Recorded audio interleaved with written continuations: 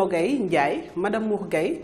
Je suis sénégalaise et je suis la fondatrice de deux structures qui sont Ongle Mania, stylisme ongulaire, et Fantaisica, Nails and Beauty Academy, qui est une école de formation dans les métiers du look. Donc si on parle de mes débuts, j'ai un bac scientifique parce que je voulais faire de la médecine. Et bon, ça c'est pas fait, donc je suis allée faire, si je le résume, un master en management, marketing, communication. Donc j'ai une dizaine d'expériences dans ce domaine et j'ai travaillé dans pas mal d'entreprises ici au Sénégal.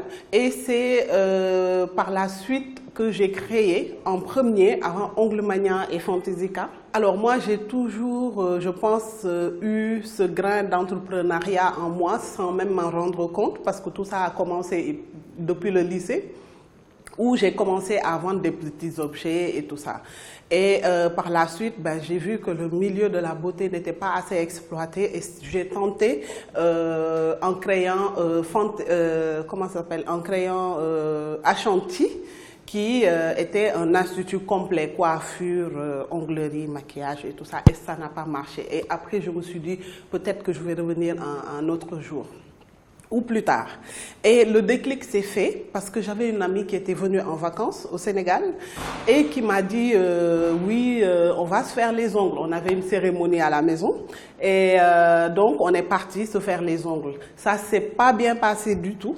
Même moi, je savais que ça s'était pas bien passé. Et elle me dit avec son français à la parisienne, en France, on fait mieux les ongles et tout ça. J'ai dit, tu sais, tu vas pas me dire ça deux fois. De toute façon, j'ai envie de faire un institut de beauté et je vais répondre à ta question en créant une structure qui réponde aux exigences internationales. Donc, c'est comme ça que j'ai mis en place le premier Ongle Mania en 2010. Pour moi, un métier peut être valorisé, un métier peut être reconnu si les acteurs sont formés, si les acteurs eux-mêmes prennent le métier au sérieux. Pour moi, il faut passer par la formation. C'est vrai que j'ai commencé par Ongle Mania. J'ai fait Ongle Mania en 2010, le premier à Fass. J'ai fait Ongle Mania Ngor en 2012, le troisième sur la VDN en 2014 et je me suis dit, je ne continue pas sans apporter les connaissances nécessaires et les partager au marché sénégalais. Donc pour moi, c'était très important de mettre en place Fantaisica, Nails and Beauty Academy, qui aujourd'hui a pu former beaucoup de professionnels sur le marché sénégalais et même dans la sous-région parce qu'on a des élèves qui viennent de la Guinée, qui nous viennent de la Gambie, j'en ai 2 ou 3 qui sont venus de la Gambie, de la Mauritanie on en a eu et voilà, c'est une fierté pour moi aujourd'hui de pouvoir transmettre en tout cas toutes ces connaissances que j'ai pu acquérir en Europe ou dans d'autres pays, aujourd'hui de le partager et de voir développer tous ces talents. Parce qu'aujourd'hui, on a pu former des personnes qui aujourd'hui maquillent par exemple dans des grandes séries qui se passent sur les télés. Pour moi, c'est une fierté. Aujourd'hui, on a aussi des élèves qui travaillent dans des télés locales, qui maquillent les journalistes, les stars et tout ça.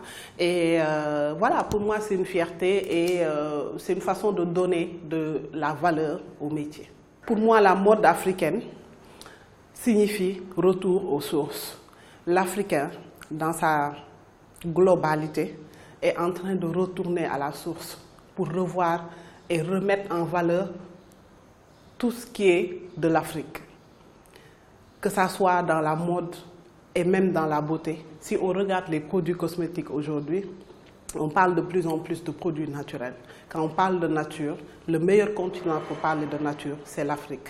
Et que ça soit la mode, que ça soit la beauté, on est en train d'aller puiser à la source. Et on a énormément de choses à la source. Donc mode africaine, beauté africaine, on revient à la source, à la racine. J'ai toujours parlé d'université de la beauté. J'ai toujours parlé d'université de la beauté pour Fantaisica, dans le sens où le métier de la beauté et de la mode aussi doit être reconnu comme un métier à part entière et non plus comme un métier par défaut.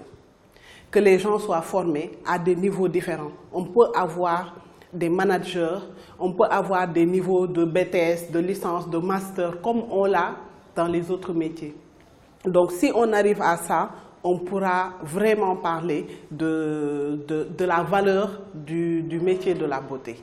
Donc en ce qui concerne Fantaisica, je le vois comme ça. Et en ce qui concerne Onglemania, ben, c'est au-delà des frontières sénégalaises, au-delà des frontières africaines. Alors le message que je laisserai aux jeunes qui ont envie d'entreprendre, surtout dans le domaine de la beauté, la première chose, c'est surtout d'avoir confiance en soi.